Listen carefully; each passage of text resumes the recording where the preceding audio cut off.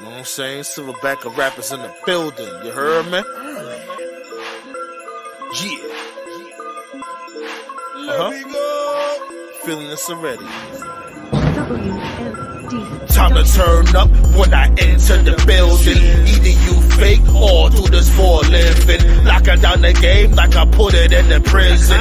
It's not a rap career, more like a mission. The shit I spit is always though. Got C4 explosives in my coat. The rap terrorists, I thought you know. These bum motherfuckers just got to go. When it comes to the bars, I'm well trained. Been doing this at a young age. I'm animal outside the cage. Turning enemies to shark bait. How much shit I got to take when it comes to the rap game nowadays. Most these bum dudes need to fade. Not the head come from Stevie J. Clap, clap, that, put him in that chat. Lyrical chit chat, break that track, nigga in the tic tac, smell like an ass crack. Where's them hoes at? All my nuts at? Killed it. Been a bad influence with my music showing, proving legacy pursuing.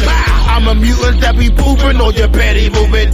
Either got your mind thinking or your body moving. Stash the microphone from you and ask what you doing. Am I you the music moving? Got you acting stupid.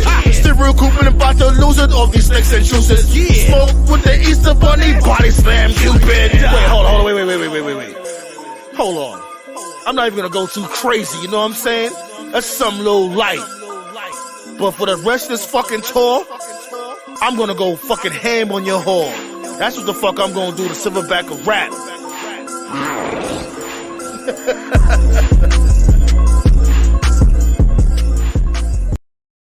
OTG. Yo, Saki, you're looking out for this one though. Word up.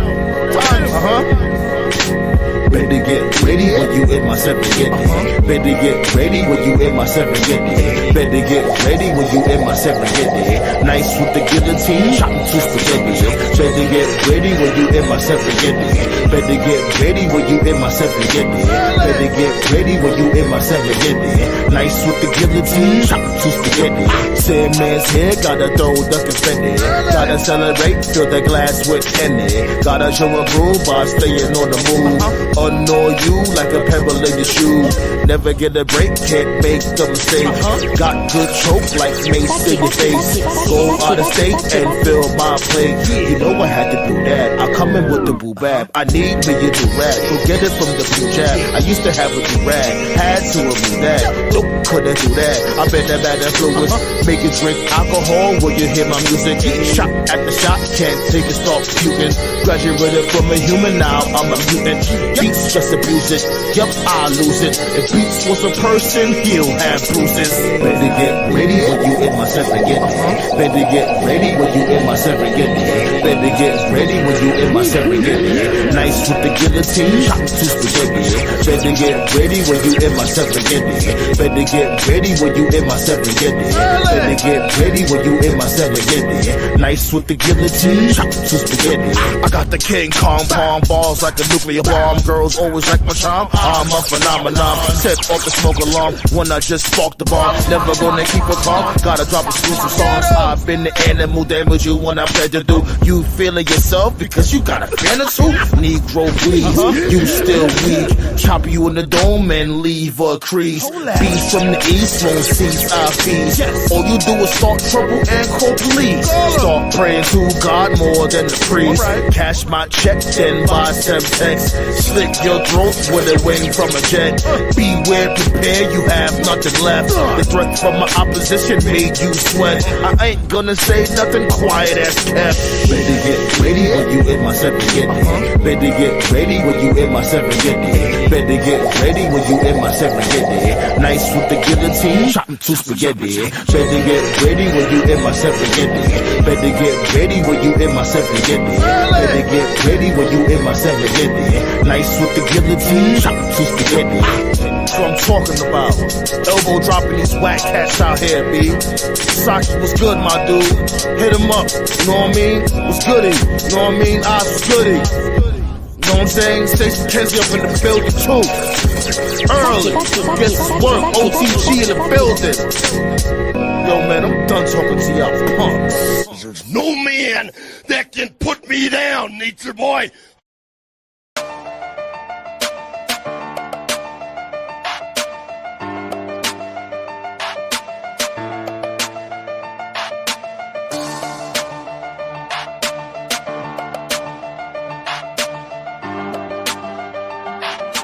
No brakes on the road. Yeah, y'all been sleeping way too long. Yeah, check it. I'm coming for all y'all that said I wasn't built for this. I'm more than ready to shock the world. Me and my homie Angel Baby got something for that ass. Y'all ready? Let's go.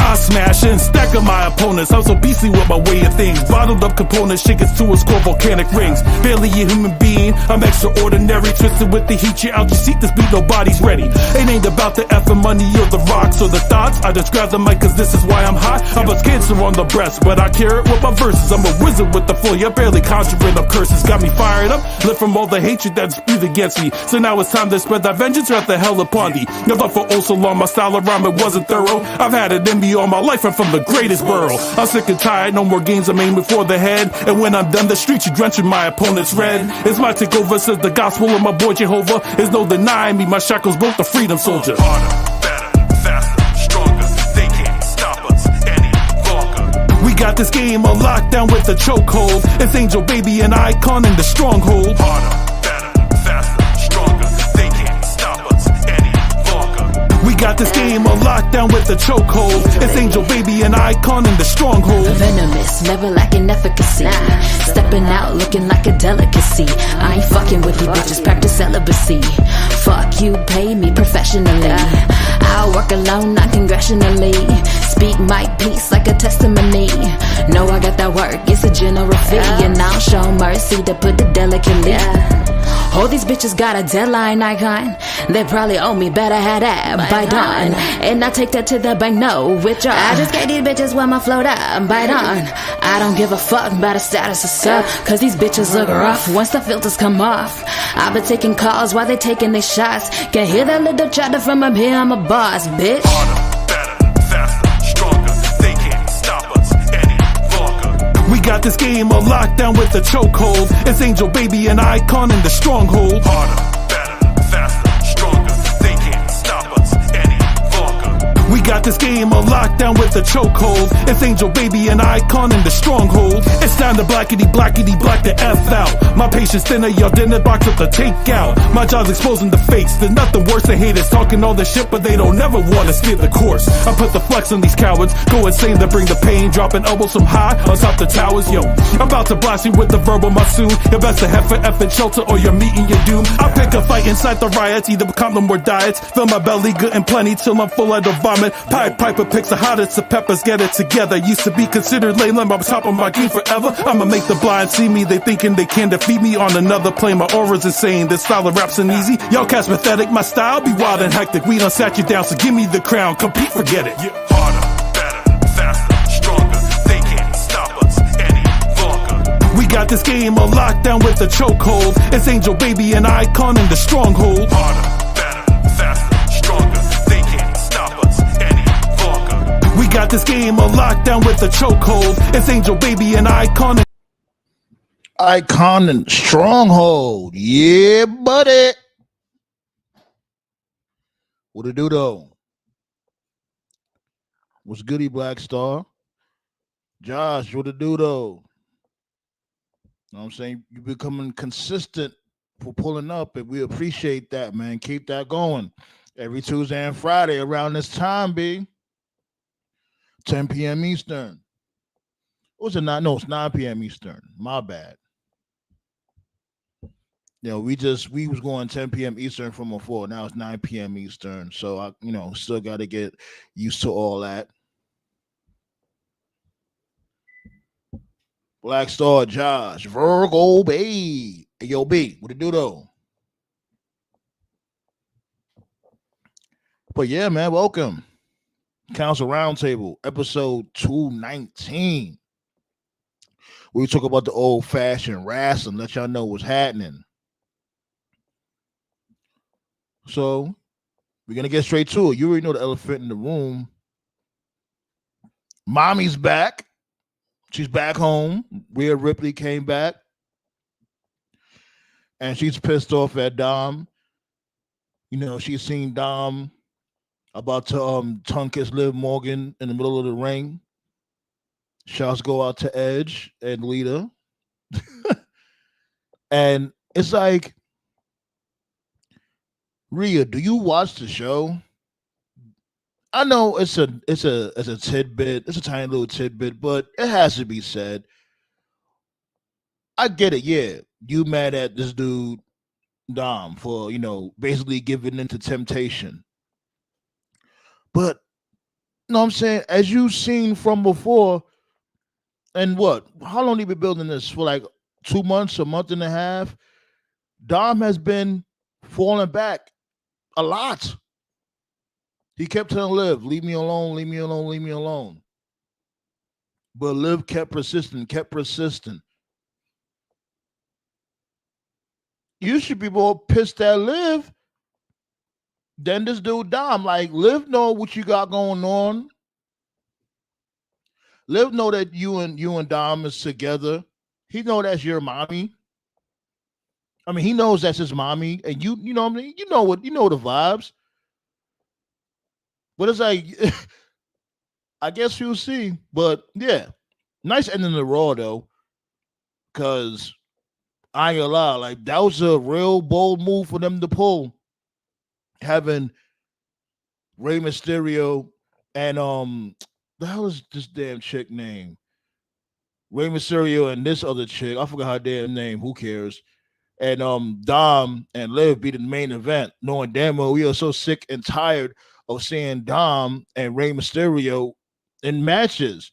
Any variation of a match, 1-on-1, tag team, mixed tag team, triple tag team, triple threat. We over it. Let's move on, please.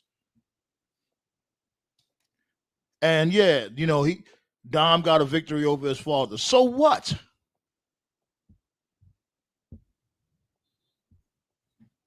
Glad to hear that, Black Saw. Glad to hear that. Virgo said, that's how you know they own employees don't watch the product. Exactly. As you can see, he kept resisting. He was for months. And mistake me if I'm wrong, or correct me if I'm wrong. Didn't didn't they say from before that they were trying to get in contact with Rhea Ripley and nobody could reach out to her? Didn't this dude Damian Priest ask this dude didn't Damian Priest ask Dom, like, have you got in touch with Rhea? And he didn't get in touch with Rhea. Nobody know what type of time Rhea Ripley was on. She was, she got hurt and just ghosted them. So it's like, what the fuck? But nonetheless, pretty decent Raw. I'm not gonna hold you. I enjoyed it. Let me drop this link real quick. But let's see how much likes we got here before I open the floodgates. You know I ain't gonna play with it. Let's get these likes up. Appreciate y'all for pulling up and all that. We also got to talk about that promo battle between Seth Rollins and Punk. Yeah, Zelina Vega. Thank you, Virgo. Zelina Vega. Yeah, Rey Mysterio and Zelina Vega against Dom and Liv in the main event of Raw. That was a real bold move.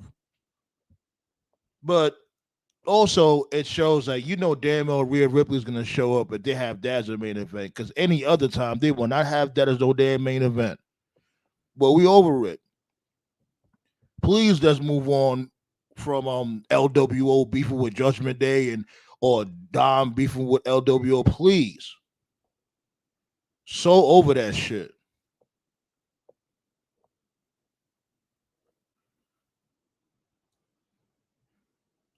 Hold on, give me 1 second. Trying to see something real quick.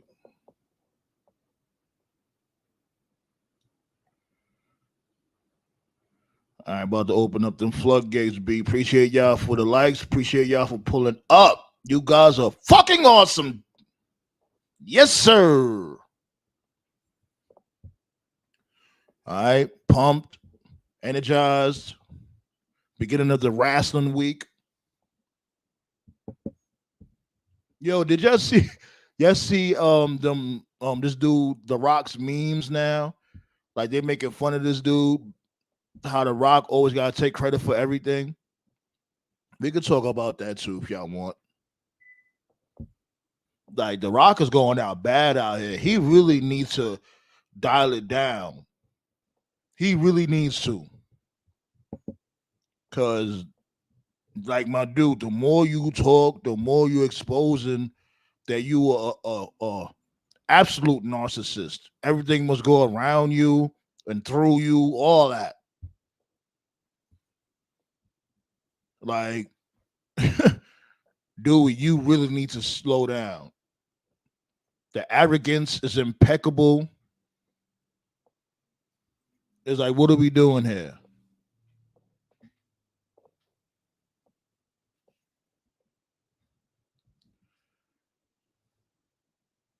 But there go that link right there. Right there. Pow. Pull up, pull up, pull up. We're gonna talk about that. We're gonna talk about Raw, other wrestling news that's going around there. You know what I'm saying?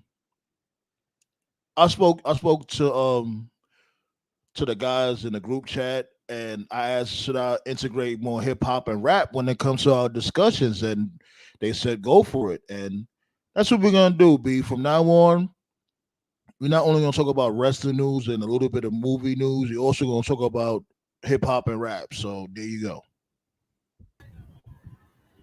It was goody time, man. What's going on, sir? How are you? Doing good, doing good. Well, Like a couple of developing stories here. let those stories develop. It looks like the Machine Gun signed with WWE. Oh yeah, I heard about that. That's good news. That all You things are know, heading like towards that direction. I'm Yeah. I'm I'm glad they're doing that shit because I wasn't here for them going to AEW. Don't you Them think going to that they fit AEW better than they fit WWE? well, yeah, they got that high speed offense, but let's really be real. Like AEW got too much going on right now. They're gonna get lost in that shuffle. True. They're gonna get lost, and WWE needs tag teams bad right now. They got two separate That's tag yeah. team belts in the main roster. They need as much tag teams as they could get. That's definite. Yeah. Then it looks like they might get a duo of stars from TNA.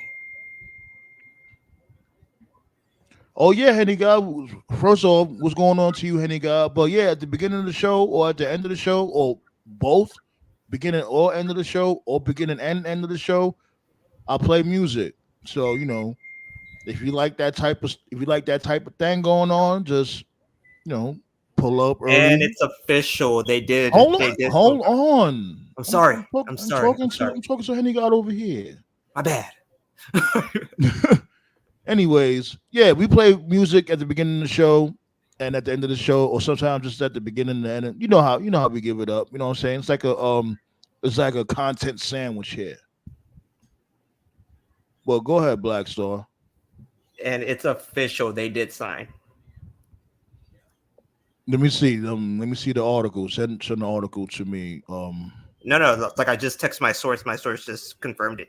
I don't know, man. Your source don't be 100% all the time, B. Sometimes I'm your right. source be I'm right, bumming but it out. takes time for me to be right. Your source don't be on the money all the time. So if you don't believe me, if you Oh, don't believe me, hey, just see watch. yeah, of course. You have no choice but to watch, you know. So Let me send you the story. Just give me a second, okay? yeah. Henny God said, bring up Ballet Dancer to talk about her marriage to Biggie. Well, Ballet, you know, she don't be wanting to pull up, and I'm cool with that. You know, if Ballet want to stay in the cut, I'm cool with that. She don't have to come up to the table if she don't want to.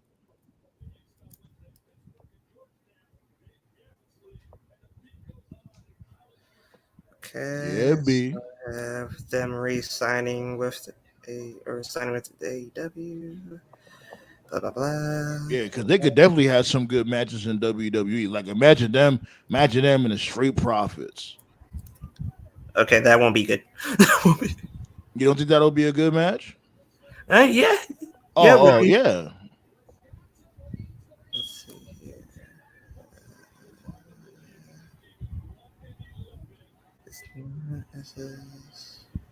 Let me get the And exact. since when Ballet said she was married to Biggie, that's news. Like, she's a necrophiliac or something. What's going on here? Like, and the Rascals showed up. The Rascals showed up to NXT. Oh yeah, yeah, because you know they got that whole joint venture going on. Yeah, to convince Wesley not to retire. So yeah, so it looks like things are starting to percolate, and it looks like Miss Steroid 2024 that she moved up her free agency period from the summer of next year to January of next year. Who? Jordan Grace. Oh, so, wait, hold on. So she renewed her contract for Impact for TNA? No. She moved up her free agency. Her free agency was supposed to be summer of next year. It got moved up to January of next year. Oh yeah, she ready to go. She over it. And rightfully so. Like, let her come to the main roster and do her thing, because she fits WWE like a glove. Oh yeah, for sure. And they're also interested in We Believe in Joe Hendry. Wait, hold on. What? Wait, hold on. That's cap. You capping, Henny Guy. Henny Guy said Ballet is Faith Evans. Wow. I call cap on that, sir.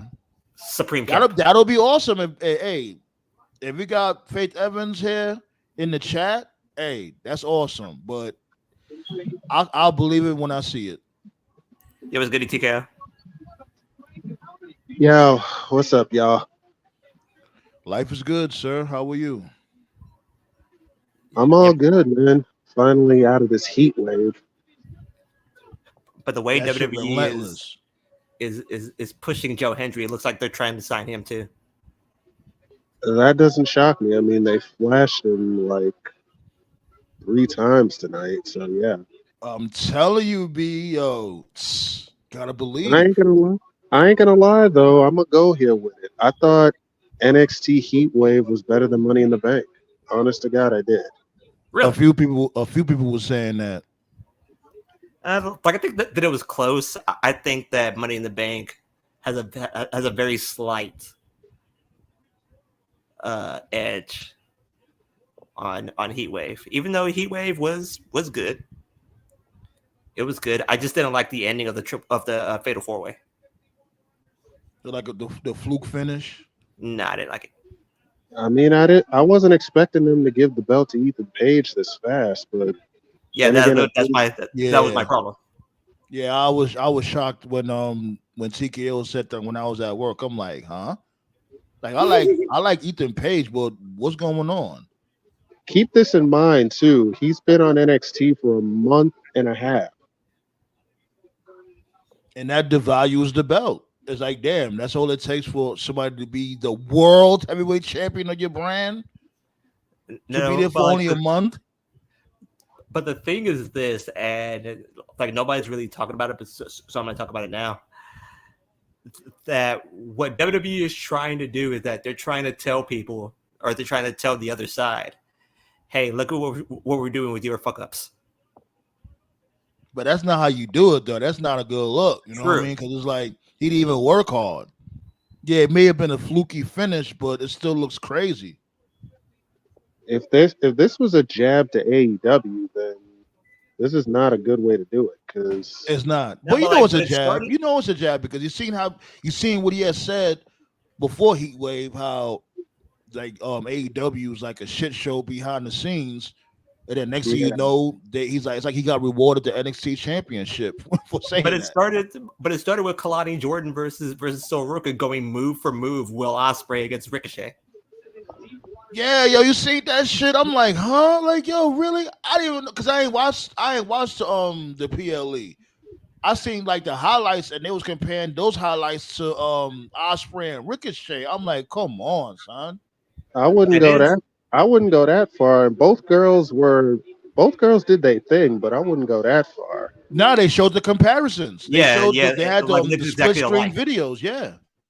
Well, they both are the only ones with similar move sets as them, so I get it. But they literally did this shit move for move. That was a crazy shit. Not that like that's like it's nothing new under the sun when it comes to wrestling. But come on, But you just never seen women do it. That's what the yeah, shock was. that's a True, difference. Yeah, true. that's the Yeah, difference. Still, yeah. all in all, they biting. That's the major difference between the two. Ballet with a do though. Ballet with the blicky. But the machine guns, I did not see that coming. WWE signing the Yo, machine. Ballet. It's true. Henny got blew up your spot. He said, you Faith Evans undercover.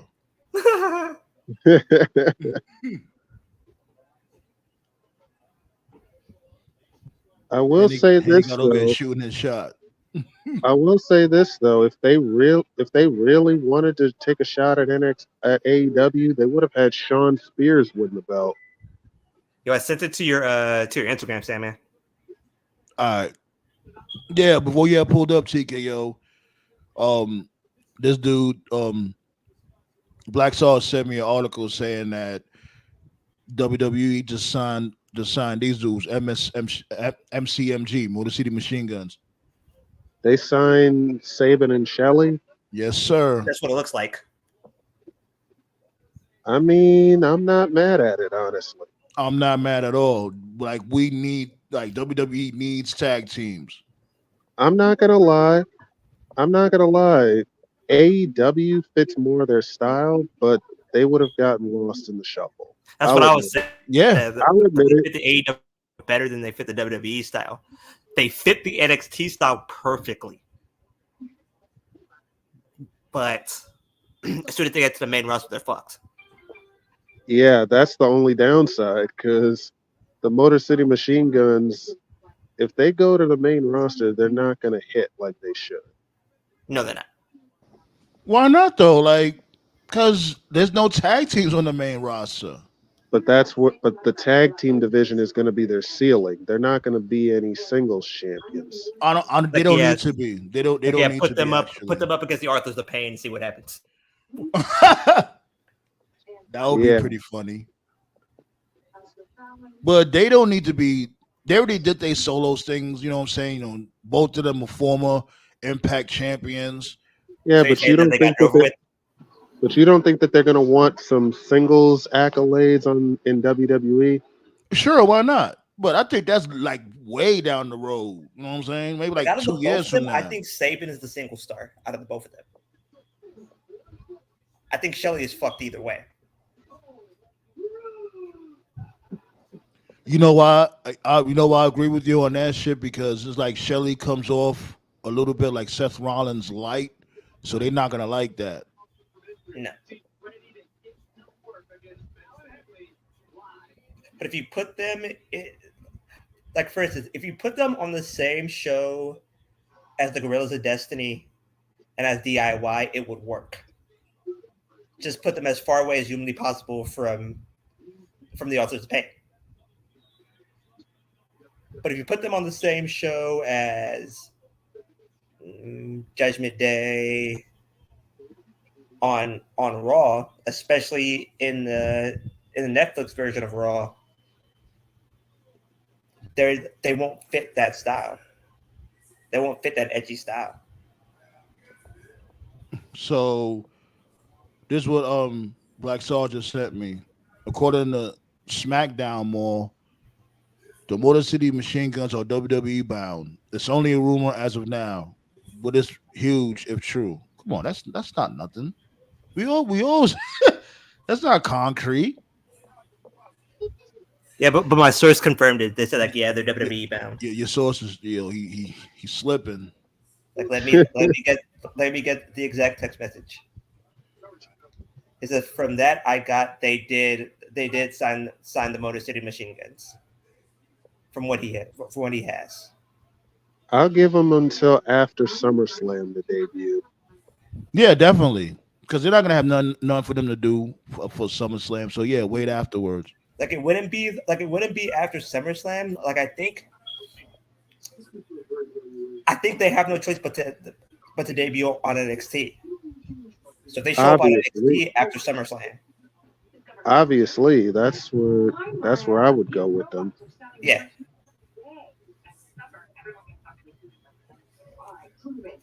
Like I say, like they show up at No Mercy. Okay. Well, that's in October, so. Oh, that's in October. Never mind. No, but that would be fair, though. I could see that.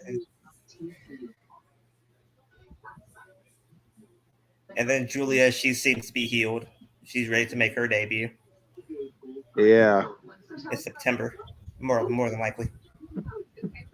Well, her versus Roxy is definitely the move. I know for a fact they're gonna move Roxanne Perez to the main roster when she drops the belt. So. And then in Stand and Deliver, it'll be more than likely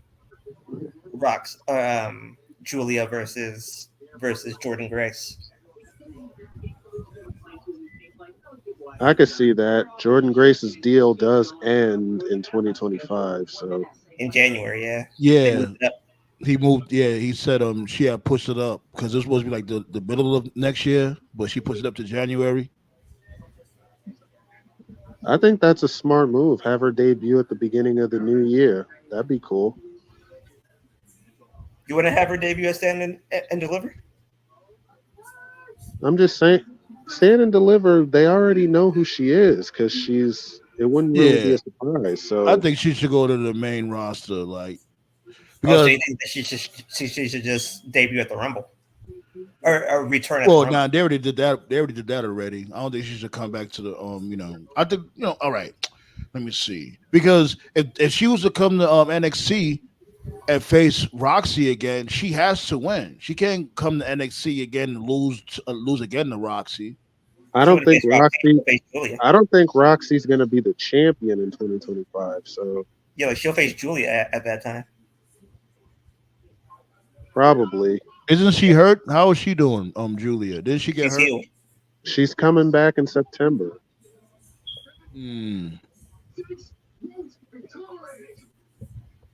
Because like she has to face Saray, which is she's staying in Japan, even though she signed to WWE. It's basically to a Legends deal. When Tove pull up, I want to play that promo battle between Punk and Rollins. I swear to God, like you would think promo battle. You would think Tove helped this dude Rollins on that promo. Like, yo, let me give you some bullet points here and there. Like he was talking through this dude Tove's spirit in that damn promo. Tove's heart grew 2 sizes. Yeah, he loved it. He loved that.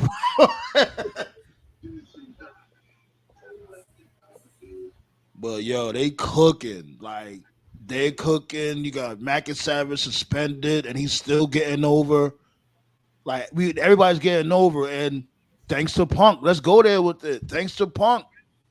So Punk has got enemies on both sides with this one. He's got Drew McIntyre coming after him. Now he's got Seth Rollins breathing down his neck. You can tell from space Rollins is going to turn heel.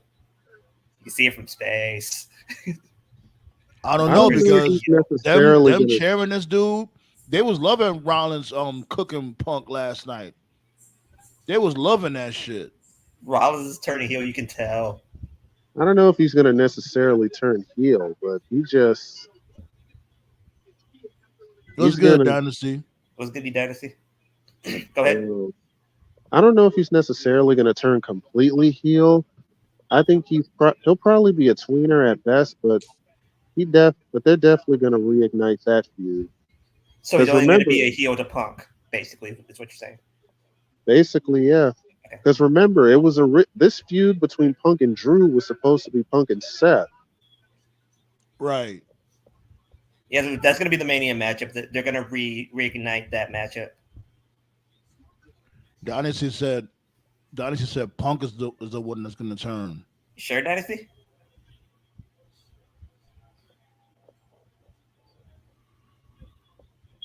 I wouldn't mind if that was to happen if Punk be the one to turn, but then you gotta think of it like this. Drew definitely can't be a face. You know what I'm saying? Drew's about to be on a killing spree coming up real soon. That dude Drew, yo, I'm telling you, he's straight sunning Adam Pearce. I'm surprised he didn't show up last night. Like, since when Drew cared about the fucking rules? The funniest part about Adam Pearce, that entire fucking story. I know what you're about to say. Go ahead. Was when he said that chick feared for her life. Like, oh my God. Nah, the funny shit was the Braun Breaker segment. When Braun Breaker caught him with the which way did he go?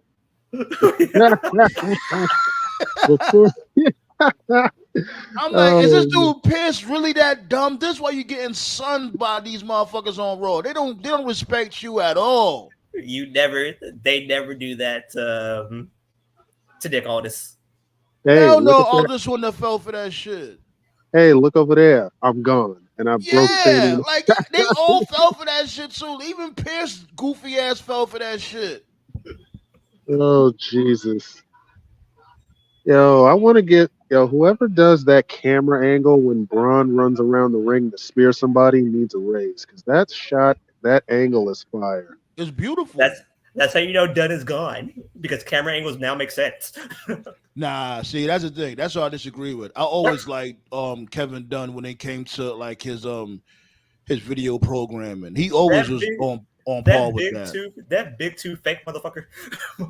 Yeah, he might have big ass teeth, but when it came to his work, when it comes to video editing and shit like that, that shit was always on point. Yeah, editing, but the camera cuts, there's like 95 on one segment. Yeah, his camera angles weren't all that good, but the editing, sure. Dumb babyface syndrome, yep. Dumb babyface Hall of Famer, yeah. I don't even consider Pierce a face, because I don't know if he doesn't really get a reaction. Like he needs one more year of dumb babyfaceness. That dude, man, damn. That's why nobody don't respect him, man. He needs to, I don't know, maybe he needed an enforcer. I don't know. He needs something. Sting had a fucking decade of dumb babyfaceness. He had a whole career of dumb baby face. He's definitely top tier Hall of Fame material when it comes to dumb baby face syndrome. Oh man. Rey Mysterio's a close second. Y'all sitting there watching the damn video, watching Carlito beat Dragon Lee, and this little Carlito's in the ring right behind y'all. Y'all not even paying no attention to this dude. And Carlito did all that shit for what? None of them got over after that shit. He beat up Dragon Lee for nothing. Carlito had the quote of the year. Yeah. He's like, not that hard. It looks hard. I don't even know what the hell Dragon Lee is. He hasn't been on TV for a while. Yeah,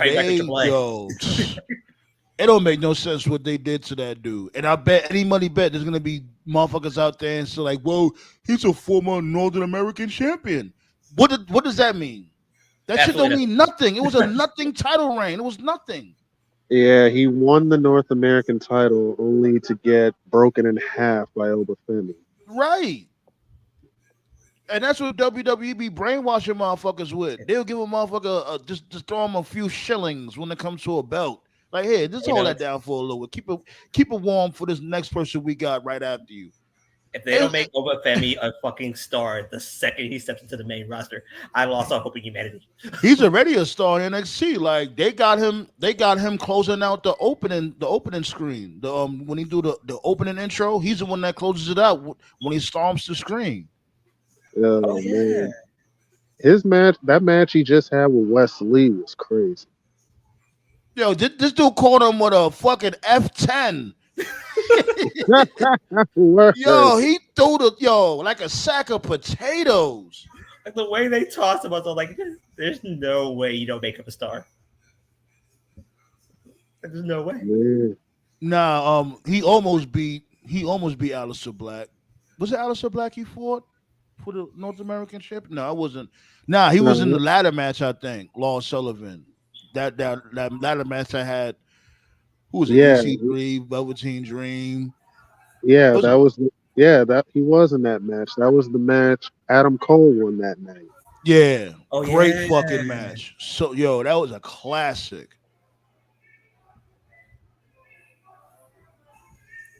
that was Cole. That was Cole at his best. But I don't think Lars Sullivan won any belts. He won a Portland belt. Right. Motherfucker need a chastity belt.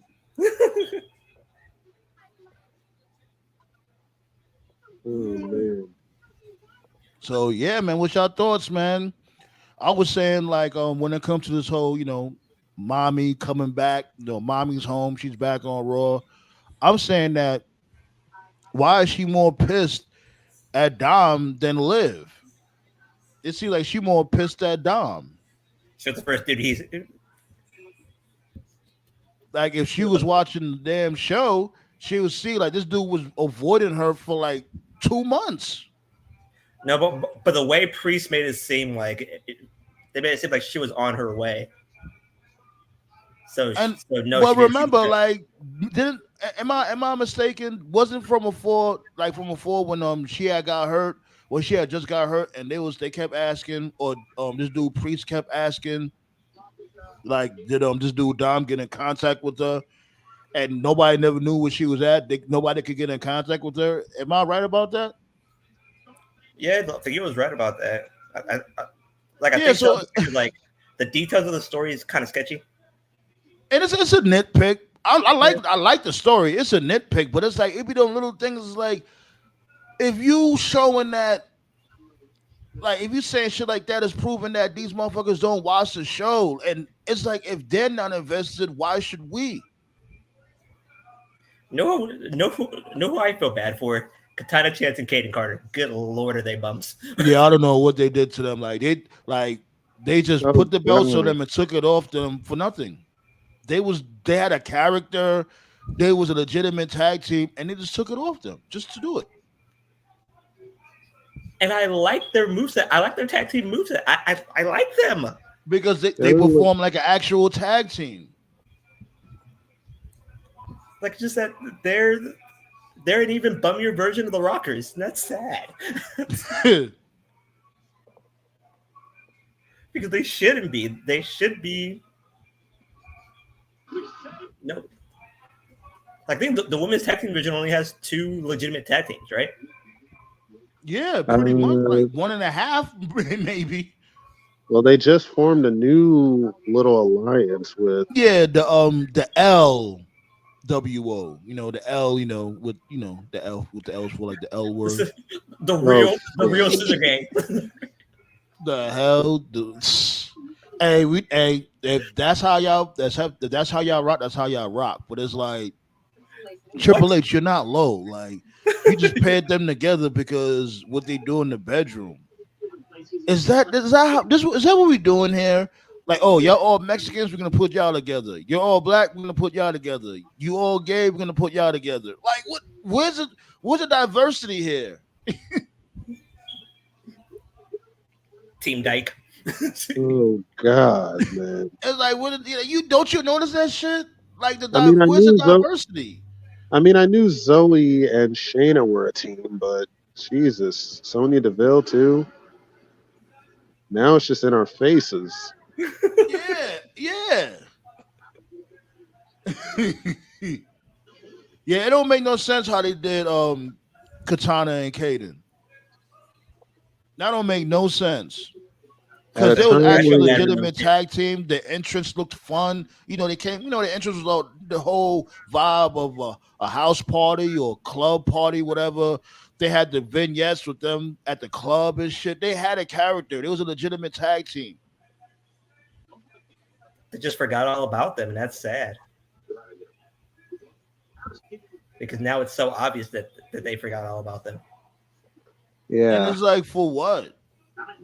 They could go. They're a young team. Like there's only 2 tag teams that I see. Like in that women's tag team, they need to build more. And yeah, they're building well with Jade and Bianca. But even with them, You need more than they're one. not a legitimate tag team. You know what I'm saying? They're a makeshift tag team.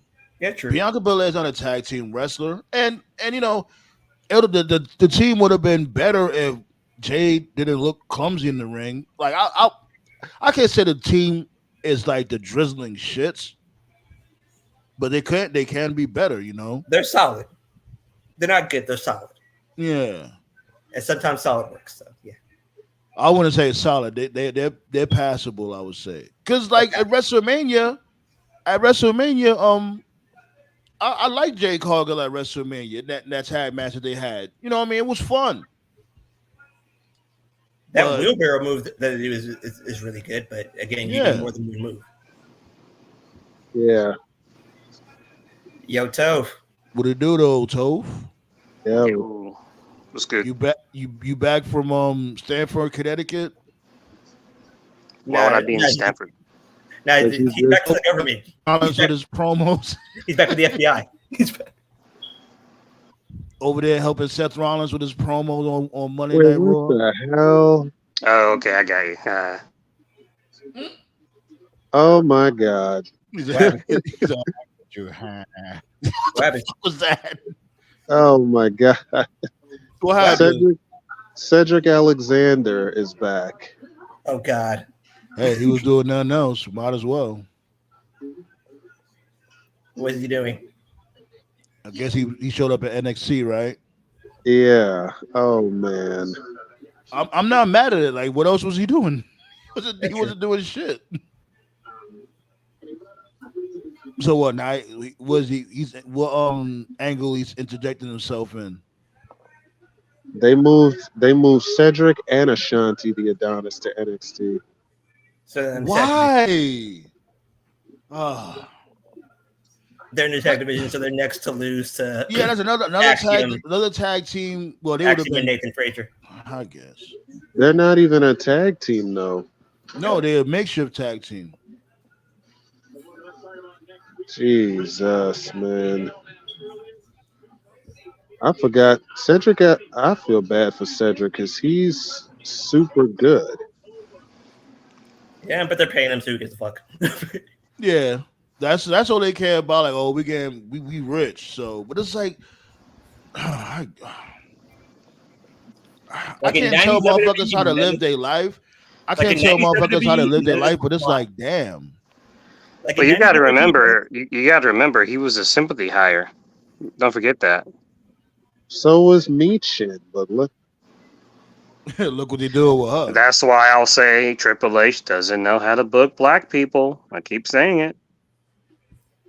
Yeah, I really wouldn't be saying. He didn't know how to book black. I mean, he didn't know how to book white people or Spanish people either.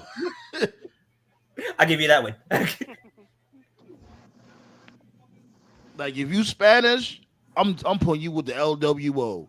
Like, the LWO is so dead in the water. Like, I told you that from day one, bro. All it was about was T-shirt sales. That was it. Shit is ridiculous how they are. That. They barely sell T-shirts. Yeah, they barely. Yeah, right. I don't see nobody with an LWO shirt. And this is a wrestling city that I'm in. Kansas City is a wrestling city? What? Yeah. Hell yeah. Yeah. Yeah, I see basically motherfuckers with bloodline shirts, shit like that. I don't see nobody with no LWO shirt. Yeah, I'll tell you what it is, bro. And I know we were both fans, when it was happening. It all goes back to the Undisputed Era, but the Undisputed Era was a fluke. The reason why the Undisputed Era was so good was because all of them dudes have been working together for years. Cole, Strong, Fish, Roddy, like they knew each other like the back of their hands. Of course it fucking worked. Yeah, of course it fucking worked. And at the time, they just had like the best roster, so they just had all these people to work with. They had like Ricochet, Gargano, Ciampa, Dream, Keith Lee, and like, so yeah, and it was a great faction, but like it was so good, it put in a lot of fans' head that, yeah, Triple H knows what he's doing with factions. Like, no, he doesn't. No, he doesn't. Like if you analyze each one of them, he really doesn't. Like I'll give you Undisputed Era. Like that was a great fucking faction. It was great from top to bottom, but it was really just that. That's it. Really, that's it. Really just that faction. That's it. There isn't any other faction that he booked that was like just fucking chef's kiss from day one, you know? So that's really what it's about. What happened now, TKO? What happened now? Your boy is here. Oh God, Omas? No. Because I think he's trying to be sarcastic. Who? Joe Hendry. Yeah, there we go. Yeah, boy. Here comes the hate from Tove.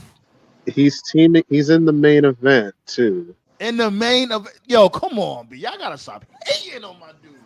So he's tag teaming with Just say the name and he appears. He's teaming up with Trick Williams to face with Trick, to face Ethan Page and Sean Spears. Yeah. They're building, name and he appears. Oh yeah, I didn't have a chance to. I didn't have a chance to shoot on that. No wonder Ethan Page was so positive. Anybody will be positive when they give you the title in 2 months. Get the fuck out of here. it was less than that. No, I thought it was only a month. It wasn't even 2 months, dude. It was like 6 weeks. It was barely 2. Reason number 5,403 why I'll never take NXT seriously. Thank you. Yo, you really numbering these shits? I'm noticing you starting to number these shits. Because nothing fucking matters on this fucking brand. I don't know how many times I can tell you. It doesn't matter. They could be doing a fucking storyline, and then here comes some random person from a different promotion from the main roster. Just was a world title. All right, thank you for wasting my fucking time. All right, whatever. Fuck off. Well, who was it did that with? I know they, only person I know like they did that shit with at the latest only Ethan Page. They did that with what's her name? They did that when Becky Lynch became the women's champion because fuck you. Oh, well, that's why. I figured you meant can everybody agree?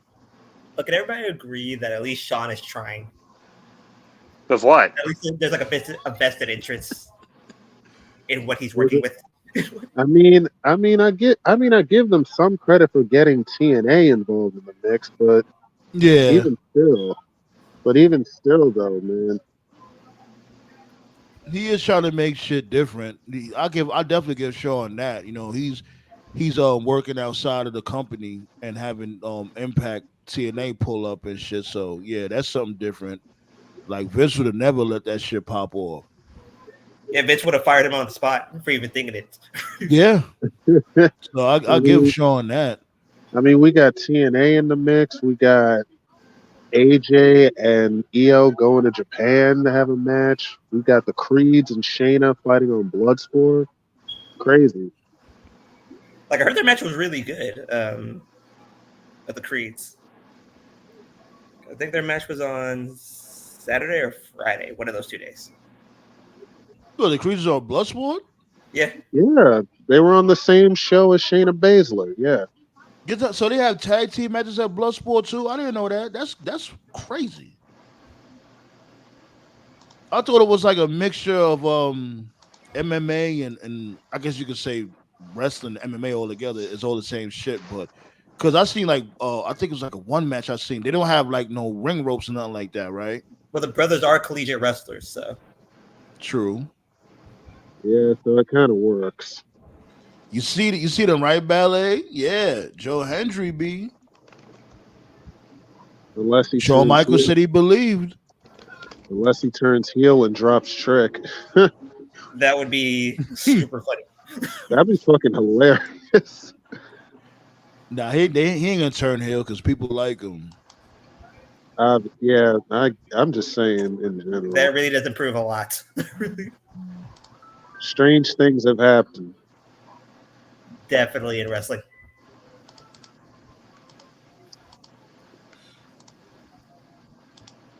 Yeah, B. But I like how they be showing them backstage segments now. At times when you have the interviewer interviewing whoever it is, and they'll have another story playing in the background, just like how they did with the Creeds and Ivy Nile. Go figure.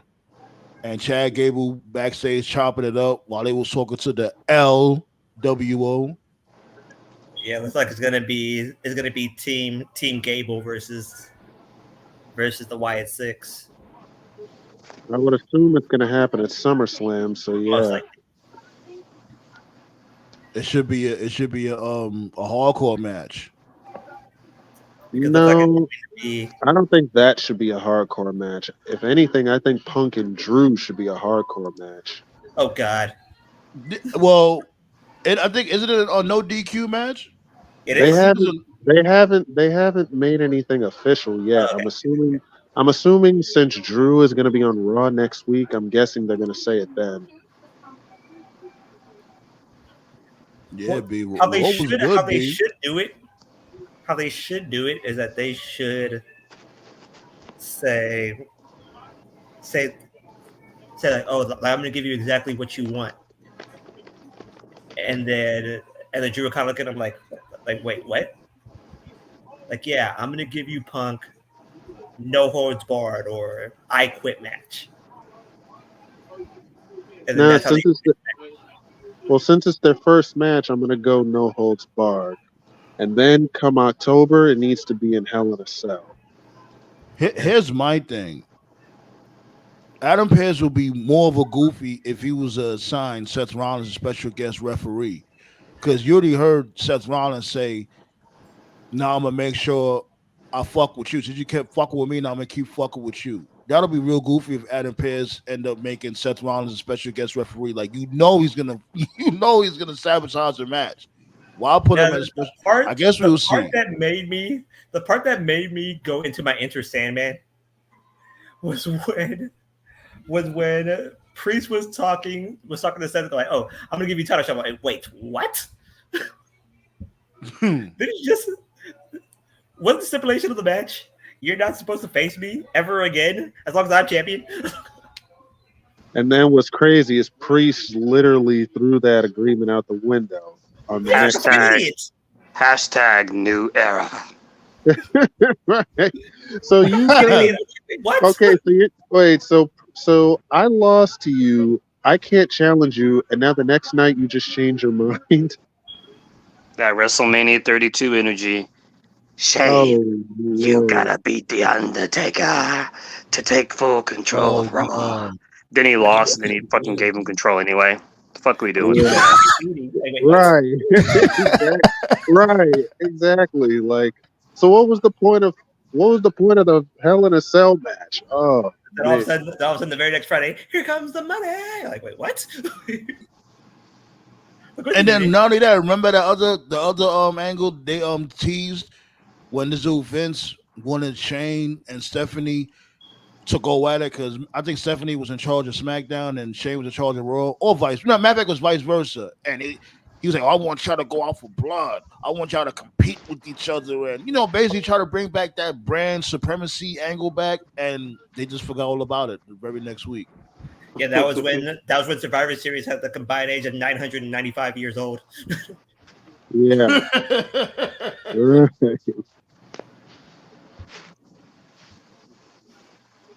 Just threw it out the window, right, Ballet? Like the barbershop window. Looking back on it, maybe they should have gave the NXT title to Shawn Spears. Yeah. Wasn't it? If anything, I would have Shawn Spears take that spot that Ethan Page did with the fluky win. Have Shawn Spears take that spot. Like, he left AEW first. Technically, it was. He's Canadian too, and technically, from Toronto. Technically Spears is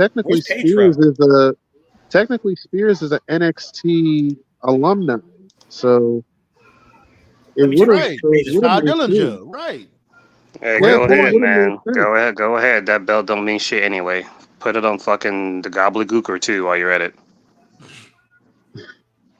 I'm just saying in general. I don't got nothing against Ethan Page, but I'm just saying you're giving him the belt this early. I agree.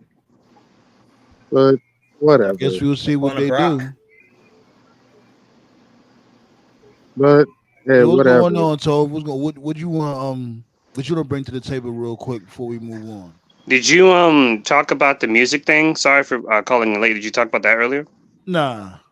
Yeah, well, you want to set it off with that? Go ahead.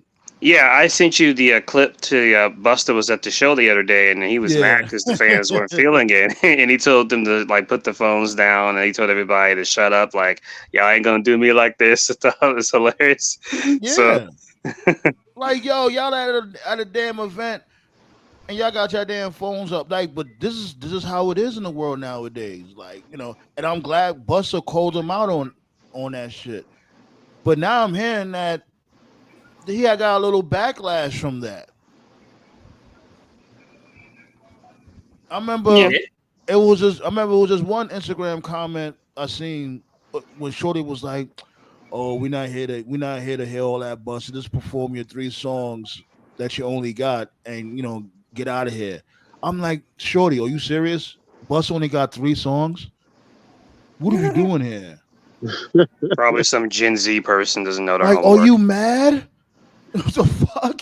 More like, are you high to think that? Like, what? 3 songs? Damn, yo. Yeah. It's fucking sad.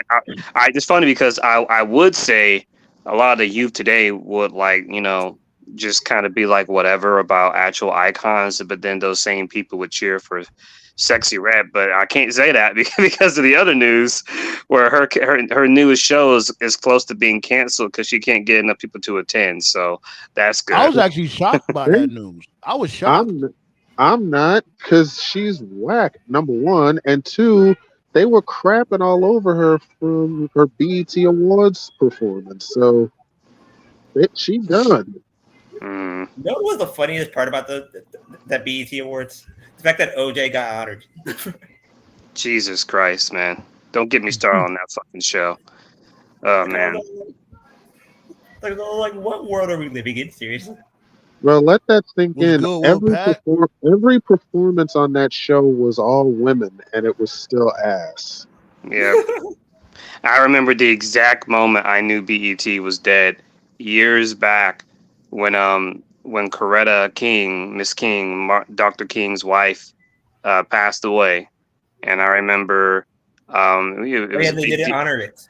Right, every network that you could think of honored her passing. ABC, CBS, NBC, MSNBC, Fox News, MTV, VH1. Every single network did that except BET. I remember exactly where I was. I was on campus at the time, and I remember I was in the our student center where I was in it was like a break room. There was a TV in there, and I was just kind of turning the channels, and I was just looking at every single trip. You know how it is when they have like breaking news at the bottom, you know, and they have like right. And I remember every single network was paying tribute except BET. I forgot what year this was. It was like in the 2000s still, but after I saw that, I was like, yeah, bro. Then I did my homework and I fell down the rabbit hole, and I saw that actually most of BET was owned by white dudes, and I was like, well, shit. Yep, that explains everything. That explains it, right? Right. And then Paramount now owns BET.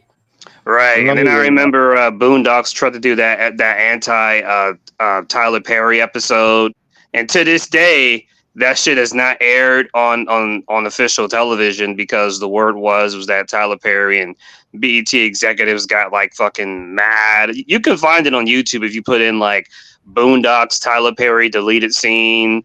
So it's a whole big rabbit hole. Yeah. Now the funniest they got that shit on Hulu and shit. The Boondocks on Hulu. They got the Tyler Perry episode on the Boondocks on Hulu. But hold on. Before you get into that, I want to show you this article right here. You know what I'm saying? With this dude, them basically telling Busta he can't bully the audience. And it's like, no, we're not gonna do that. How is he bullying the audience? Y'all here to see a show, or y'all here to be on y'all fucking phone? Like this shit is ridiculous. It's not like he said anything to bully people. And that's how it is. And that's how it is nowadays. Like if you call people on their bullshit, you're labeled a bully. Like I remember when Tiger Woods just used to just go off on people. As soon as the camera phone went off, Tiger Woods would get his security, and security would fucking toss the phone like 95 yards. Yeah, man, shit like this is why I'm afraid to go back to school now, bro. I don't know how I would. I don't know how I would react if I was like a teacher and just seeing a bunch of students just on their phones. It's funny because every now and then, I mean, y'all have seen it too. Every so often, you may see like a clip go viral, like on YouTube or TikTok or Twitter, of some student fighting their Right. teacher or vice versa. And I look at Yeah. that, I look at that, and I'm confused because I was like, "Yo, man, it was never that serious when I was in school." But then when I think about it, it's like I can kind of see where these teachers are coming from because these dudes are just fucking trying to do their job. And these students, instead of like being class clowns like how it was for us, or just doing dumb shit like throwing paper planes or whatever, these students now are just on their phone. They get the shit like at max volume the entire time. Like that is kind of disrespectful. You It keep is telling them to put the very. phone. Well, you keep telling them to put the phone away. Like sooner or later, I guess anybody would snap. So yeah, I get it. I totally get why some of these teachers are like, nah, man, I'm good, and they just fucking quit. So Yeah, it's really crazy, man. Like it's the Ballet said Bob Johnson sold BET to Viacom in 2001. Yeah, I remember that. Yeah, Viacom still owns them to this day, I think. So yeah. Viacom owns a lot of these channels. They used to own ESPN until Disney bought it. I think what it was that, I mean, yeah, that's true, but it was like back in the day, even though BET was owned by them, a lot of the shows that came on the network at the time, you could tell were, black produced, black written, and they had the best interest for the black community at the time. We've talked about it several times, 106, Rap City, Oh yeah. so, but They even now had it's, like Think about stuff for the kids, like when they came to Teen Summit, when like right. teenagers came together and spoke about politics and culture and stuff like that. Yeah. Think about this for a second. Bob Johnson, the former owner of BET, he managed to fuck up two companies almost effortlessly. He fucked up BET by selling it to Viacom, and then he fucked up the Charlotte Bobcats, aka Charlotte Hornets, just by owning the shit. And I'm like, he's on Eric Bischoff levels of fuck uppery. Damn, Niggas be wildin'. now that you put it that way. It makes sense now. Now that you say it like that, it makes sense. I could see it. How you fuck up two franchises in less than a decade? Less than 5 years. Exactly. Wolfpack said he less threatened than to a start decade. partnership with TBS. Yeah. I remember one time I turned it on to BET and I was just going through their catalog just to see what they were showing. This was like maybe 2 or 3 years ago. And I noticed that like 90% of the shit that was on there was owned, produced, or directed by Tyler Perry. And I was like, wow, this is like a fucking red flag. This dude is a fucking parasite. It's not even, it's just a Tyler Perry network at this point. I'm just like, yeah, man.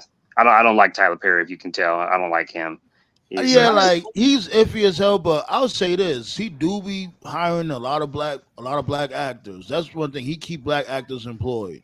He do, and they all suck. So let's move on. No, they don't all suck. I won't go that far. Not all of them suck. He does hire a few veteran actors that are good. But I know what you mean though. Like the other shows that be on like BET and shit. I like the movies, but the actual shows like the Oval and shit like that. Yeah. I don't know them all by heart, but I know what you mean. I tried to give the Oval a chance. It just doesn't hit. It feels like a Wish version of Scandal, honestly. Yeah. Like I watched One Fish Show on TBS. I probably got through 5 seconds of it. I was like, change channel. Yeah, I've made the comparison before, and this is like blasphemous to some wrestling fans. I don't give a shit though. Tyler Perry is like the Ric Flair of like black producers. If you've seen one Tyler Perry show, you've seen them all. If you've seen one Tyler Perry movie, you've seen them all. They're all the same. There's no difference at all. Yeah. He ain't wrong about that because literally look at every Tyler Perry movie. It's the same premise: abusive spouse, cheaters, forbidden lovers, churchgoers. Right. They find the Lord. and they all go to church apparently. You And they already do know, yeah. something. And then Medea shows up out of nowhere. If I know, Lord, Breaking shit. And he was, and also, and this is a real thing too. To kind of quote The Rock, let me preach some gospel to the youth out there. If y'all go on Google, if y'all type in subliminal messaging, that's a real thing. Subliminal messaging. A lot of writers and directors they do that shit and they think they're slick, right? And some of his earlier works, he doesn't do it so much now, but like in some of his earlier works, like Diary with an Angry Black Woman as an example, the thing that he did, like in all his shit, there was always like a black female character who was like disenfranchised, bitter, angry about something.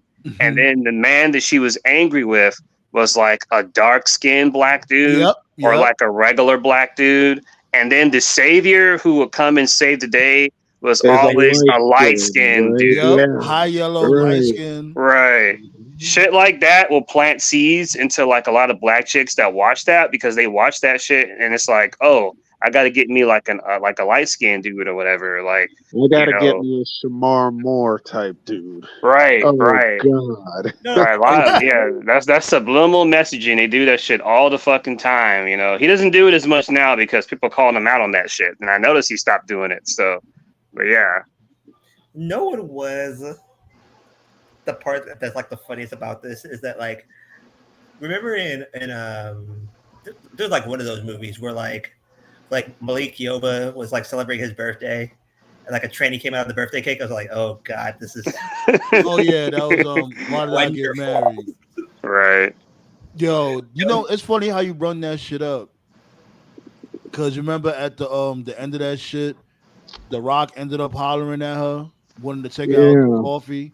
Yeah, I remember that. That and she got that reputation. Like first you got your son killed, and then you got your husband killed.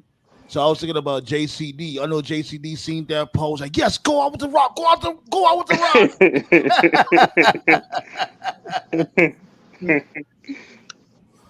King Leo, what it do though? Well, you know what today is though. You already know. First and foremost, happy birthday to Shelton Benjamin. That's first and foremost. Today's Shelton Benjamin birthday. Ain't no stopping me now. Ain't no stopping. You know what I'm saying? I think Van Vliet have interviewed him recently. Yeah. Really? I think he's a nice dude, man. One thing I learned from that interview was when he did the Golden Standard thing, he actually asked for Viscera's permission because if you remember, Viscera used to have a part of his hair gold. Remember when he cut it? And of course, He didn't invent that.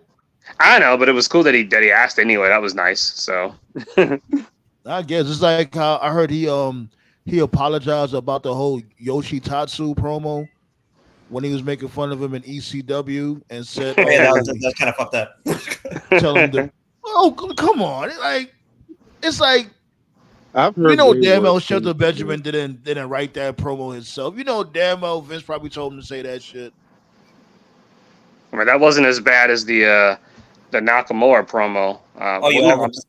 The gender one. Yeah. What do you call him? He called him Tito. That's what he did. He called him Tito. Yeah. Tito.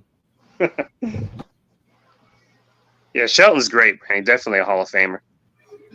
His ROH run was underrated. Shelton Benjamin, man, the guy that could have been. His ROH run was underrated. Yeah.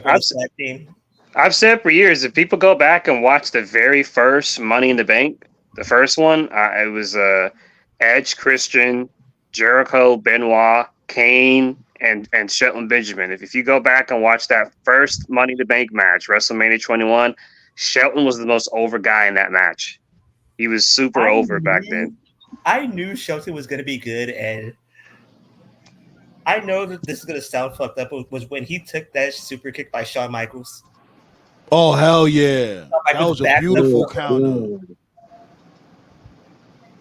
And he fucking knocked his tooth 95 rows. To the fucking 95th row. Oh my God. And plus, and Triple H did the job for him. Like I didn't expect that to happen.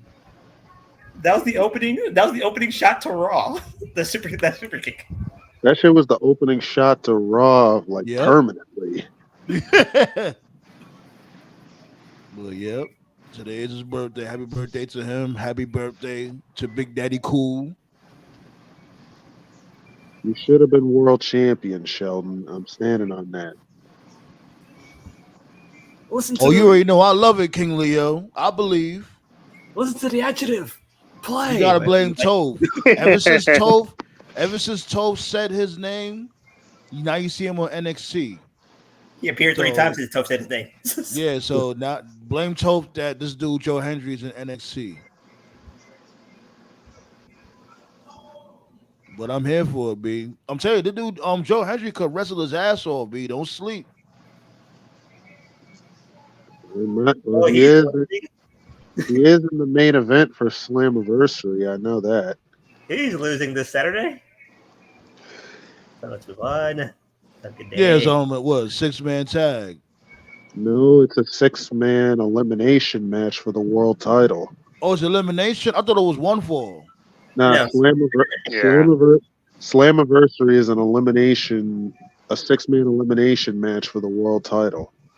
He should win at Bound for Glory, but this WWE news kind of changes everything.